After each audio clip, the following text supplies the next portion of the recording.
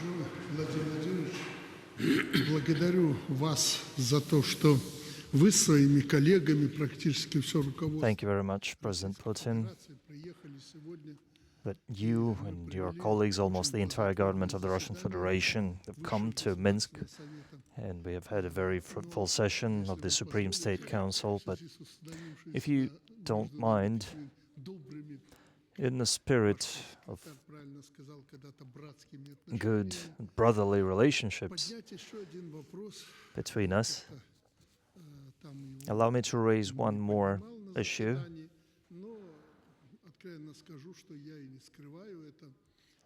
Let me tell this frankly, and I spoke about that in Astana. This is a serious issue, and I'd rather discuss it openly than later have some conspirology discussions of this, conspiracy theories about this. We're very worried about the situation on our borders, especially those with Poland and Lithuania. We see this as a danger even greater than that coming from Ukraine. 15 kilometers away from our borders,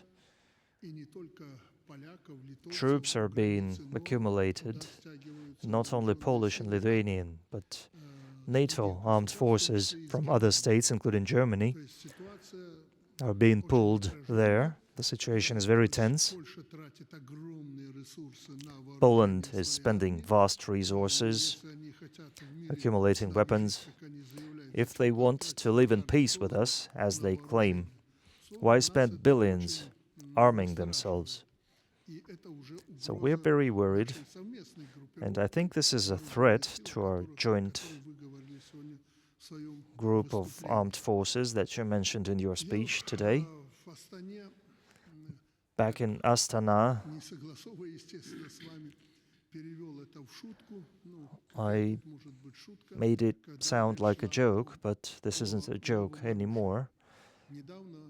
And recently, Russia successfully test-fired the Oreshnik missile, and that had a certain effect on our ex-partners, currently adversaries.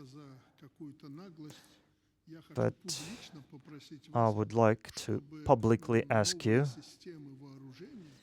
that the new weapon systems, Oreshnik most of all, be deployed in the territory of Belarus. That would calm down certain minds that are already willing to fight Belarus and Russia on the territory of Belarus, according to the concept of mutual security that we signed today. We have certain locations where we could deploy those weapons with one condition, that targets for those weapons will be determined by the military and political leadership of Belarus. But while Russia is training our specialists to use those weapons, we're asking specialists from Russia to provide the training, and that would greatly enforce and strengthen our defense capabilities and our ability to defend the territory of Belarus. I'm kindly asking you to meet this request. This is not a nuclear weapon, but as you say, it's very efficient, and under certain circumstances, its damage is comparable to that of nuclear weapons, but without the radiation pollution and without any negative effects of radiation. So, once again, I'm asking you to consider this. This would be great support to the Belarus nation. So, President Lukashenko, colleagues, first of all, I would like to thank President Lukashenko for this invitation to visit Minsk. and for the traditionally warm reception that our delegation was given. A lot of work had been done by experts and governments on both sides, and this session has been very productive. There are still issues that we need to work on, but still, all our previous meetings had been aimed at fixing some outstanding matters, given the extraordinary range of our cooperation. By this moment, almost all issues have been agreed upon and coordinated. Of course, there's still work to be done, and we're going to do that, and I'm sure we will reach outstanding results, because there's willingness and enthusiasm on both sides to continue this constructive work, and that means solutions will be found. And I'm sure President Lukashenko will agree with me here that there are no issues that would cause any dissatisfaction on either part. There are no such issues right now. There are areas to work on. We have just signed two very important treaties on the single market for electric energy and on joint guarantees of security. This treaty is of fundamental importance. Both these treaties are of fundamental importance, and this treaty on guarantees of security outlines Russia's and Belarus obligations to ensure each other's security using all means and instruments available. So we went forward to satisfy the President of Belarus' request to deploy tactical nuclear weapons in Belarus. And the latest state-of-the-art systems as Oreshnik, they have no rivals in the world. If used in clusters, they are comparable to nuclear weapons, but they are not weapons of mass destruction. First of all, unlike weapons of mass destruction, these are high-precision weapons. It's not a carpet weapon. And if used in multiple quantities, in 1, 2, or 3 complexes, they deal as much damage as nuclear weapons, but it doesn't pollute the territory. There is no radiation fallout afterwards, because there is no nuclear component in their warheads.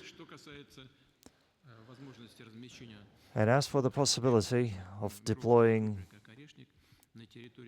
a weapon as advanced as Oreshnik in Belarus, since we have signed a treaty to guarantee each other's security using all means and weapons available, I think deployment of complexes like Oreshnik in the territory of Belarus is possible. That's one. Number two, I think this will be possible in the second half of the next year, as the mass production of these missiles is ramped up, and as these missile complexes are fielded by the Russian strategic missile services. And there are a number of technical matters to be settled by specialists and experts, and that's determining the minimum range, considering the security priorities of the Republic of Belarus. That's up to experts, and I think, and this is going to require minimal spending, considering the fact that Belarus still has infrastructure left over from the Soviet Union, from the times of Soviet Union, and I think this will require minimum spending.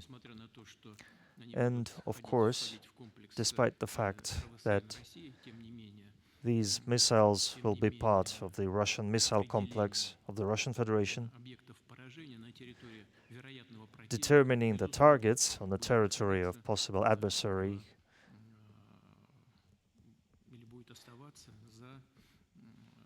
will remain at the discretion of the military and political leadership of the Republic of Belarus. This is obvious.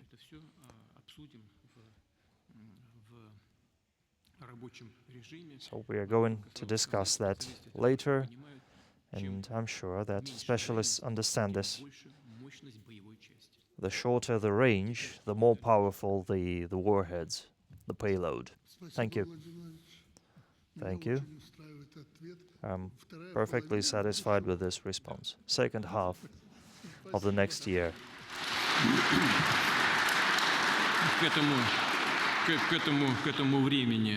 By that time, according to our preliminary estimates, we will have started mass production of those missiles, and they will be fielded by the Russian strategic missile services, and we will start deploying them in the territory of Belarus.